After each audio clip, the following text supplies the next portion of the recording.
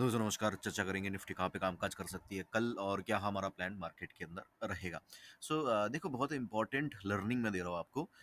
जब भी मार्केट के अंदर है ना एक डाउन ट्रेंड चल रही होती है, कब मार्केट ऊपर चली आएगी हमें नहीं पता, ठीक है।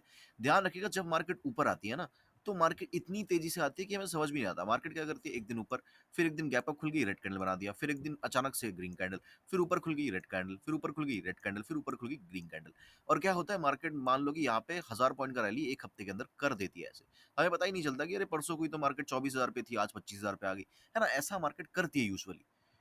अब इस अप ट्रेंड के अंदर, ये जो अप ट्रेंड है इसके अंदर क्या होता है, अगर गलती से मार्केट किसी दिन गैप डाउन खुल जाती है और अच्छा खासा गैप डाउन मतलब 100 150 पॉइंट्स, तब मार्केट के अंदर क्या होता है, तब मार्केट के अंदर सिनेरियो कुछ ऐसा होता है कि यहाँ पे एक बड़ी रेड कैंडल बन जाती है, क्योंकि सेलर को एक, क्योंकि ओवरऑल तो मार्केट डाउन ट्रेंड के अंदर है ना। तो सेलर को क्या होता है कि थोड़ा सा कॉन्फिडेंस जो है, कॉन्फिडेंट वो लोग हो जाते हैं, कॉन्फिडेंस उनको मिलता है, तो यहाँ पे एक रेड कैंडल वो खड़ी कर देते हैं। बट ये रिवर्सल का साइन नहीं होता, ये कहीं ना कहीं मार्केट के अंदर एक जो है, एक कहीं ना कहीं एक रिट्रेसमेंट का साइन होता है। लेकिन अगर कंजर्वेटिव वे में मार्केट 3 लगातार लो बना रहा है, 3 लगातार लो, ध्यान सुनिएगा, 3 लगातार लो मार्केट ने बना दिया। जैसे ये रेड कैंडल बना, ठीक है।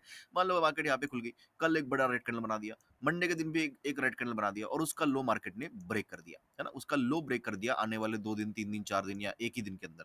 तब हम मान सकते हैं कि नहीं, ये जो है एक अप ट्रेंड, ये जो डाउन ट्रेंड था, डाउन ट्रेंड के अंदर एक रिट्रेसमेंट था, अब मार्केट फिर से नीचे की तरफ आ रही है। पहली चीज होगी। ऐसा भी हो सकता है कि 2 रेड कैंडल बनाए, फिर तीसरे दिन जो है इसके नीचे क्लोजिंग, तो भी जो है ये नेगेटिव ही माना जाता है मार्केट के अंदर, राइट। तो ये कुछ सीन है, जैसे अभी मार्केट है ना, ये बहुत स्ट्रांग है मार्केट, कल फिर से जो है यहाँ पे ग्रीन कैंडल, यहाँ पे इस तरीके से बड़ी ग्रीन कैंडल खड़ी कर सकती है। ये यूजुअली मार्केट का क्या होता है, नेचर होता है, ऐसी ग्रीन कैंडल मार्केट खड़ी कर सकती है। या हो सकता है मार्केट यहाँ पे छोटी सी ग्रीन कैंडल बनाए, बट ग्रीन कैंडल ही बनाए इस तरीके से, ये भी पॉसिबल इस तरीके से है मार्केट के अंदर, राइट। तो ये कुछ चीजें होती है, जैसे मार्केट चल रही है बहुत स्ट्रांग है। अब पुट के लिए, अभी जो सिनारियो है पुट के लिए, हम कब सोचेंगे, जब मार्केट के अंदर जो है एटलीस्ट इसके नीचे एक क्लोजिंग आ जाएगी, तब हम कहीं ना कहीं पुट के बारे में सोचेंगे। तब भी लेंगे नहीं, समझ रहे हो, तब भी लेंगे नहीं एकदम फुल क्वांटिटी में ले लिया पुट, वो हम करेंगे नहीं। हम पुट कब सोचेंगे, जब मार्केट के अंदर इसके नीचे भी एक क्लोजिंग आ जाएगी, तो हम कहीं ना कहीं सोचेंगे कि हाँ चलो ठीक है। हो सकता है मार्केट यहाँ पे जो है एक रेंज बना दे इस तरीके से, है ना, इस तरीके से एक रेंज बना दे, उसके बाद फर्दर ऊपर की तरफ जाए इस तरीके से, राइट। तो there are multiple scenarios, but हमेशा क्या करना है, हमेशा हमें क्या करना है कि कहीं ना कहीं मार्केट के अंदर बायस नहीं रहना है, ठीक है, कि ऊपर जा रही है तो पुट ही लेंगे। आप खुद ही सोचो कि यहाँ से यहाँ तक स्टॉक्स के अंदर क्या ही मोमेंटम आया, ठीक है। आप पुट पे पुट सोचते गए, लोग पुट पे पुट सोचते गए, और मार्केट की तरफ ये एक झटके के अंदर मार्केट के अंदर एक बड़ी मूव आ गई, ठीक है। सारे स्टॉक्स के अंदर पैसा डबल, पैसा ट्रिपल ऑप्शंस के अंदर चल रहा है। तो इसीलिए क्या है कि हमें कभी भी ये नहीं करना है कि मार्केट ऊपर की तरफ आ रही तो हमें पुट लेना है, नीचे की तरफ जा रही है, जब यहाँ पे जा रही थी तब हम कॉल सोच रहे थे, जब यहाँ पे जा रही है तब हम पुट सोच रहे हैं, ये कहीं ना कहीं सही नहीं है। मार्केट को एक जो है कहीं ना कहीं इंडिकेशन देना चाहिए, तब हमें करना चाहिए। हो सकता है एक दिन हमारे हमसे जो है 200 300 400 पॉइंट का फॉल मिस भी हो जाए, ठीक है, हो जाए तो हो जाए, कोई दिक्कत नहीं है। इतना बड़ा मार्केट है, कहीं किसी ना किसी दिन हम कमा ही लेंगे, ठीक है। एक बड़ा कैंडल प्रेडिक्ट करने के लिए कुछ ऐसा कुछ खास नहीं चाहिए, है ना। जैसे कि ये हो गया, ये हो गया, ये हो गया, ये हो गया। अब मान लो इस पूरे 20 दिन के अंदर, ठीक है, हमने अगर एक भी रेड कैंडल या एक भी यहाँ पे ग्रीन कैंडल प्रेडिक्ट कर लिया होता, तो हो जाता काम, पूरा महीने का काम हो जाता। तो इसीलिए हमेशा हर एक कैंडल को प्रेडिक्ट करने की जरूरत नहीं है, बस हमें डिसिप्लिन होकर ट्रेड करनी है। डिसिप्लिन क्या कहते हैं, ये कहती है कि मार्केट के अंदर अभी पुट के लिए एकदम से जो है हमें नहीं जाना है, राइट। मतलब जाना भी है तो बहुत ही कम क्वांटिटी में। मार्केट के अंदर एक बियरिशनेस तभी आएगी जब मार्केट गैप डाउन खुले, मेरे हिसाब से मार्केट गैप डाउन खुलेगी तभी मार्केट मेरे लिए बियरिश है, नहीं तो मार्केट मेरे लिए बियरिश नहीं है, और वो भी कल तक के लिए।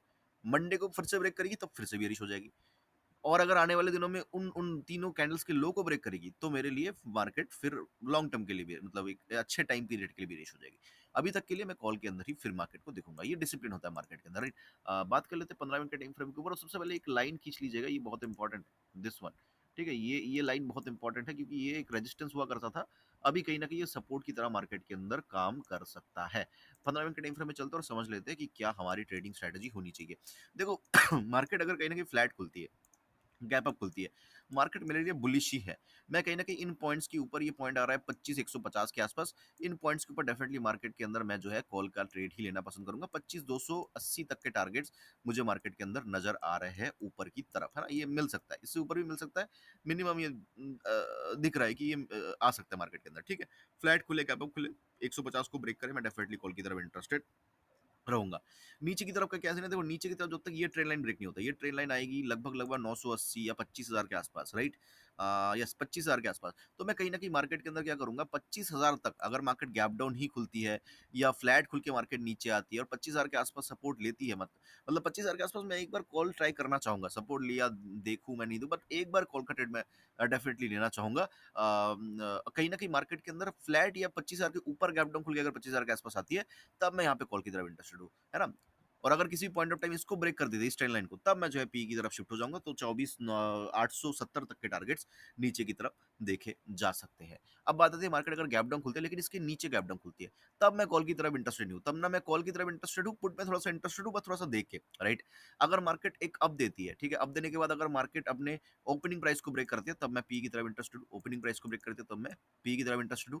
या मार्केट खुलते ही एक रेड कैंडल बनाती है और उसके लो को ब्रेक करके फर्दर नीचे चलने लगती है, तब मैं पी की तरफ इंटरेस्टेड हूँ। है ना? गैप डाउन के 2 सिनेरियोज़ हैं। एक तो इसके ऊपर खुल रही है, तो फिर भी यहाँ तक कॉल के बारे में ही सोचना है, फिर इसके नीचे पुट के बारे में सोचना है।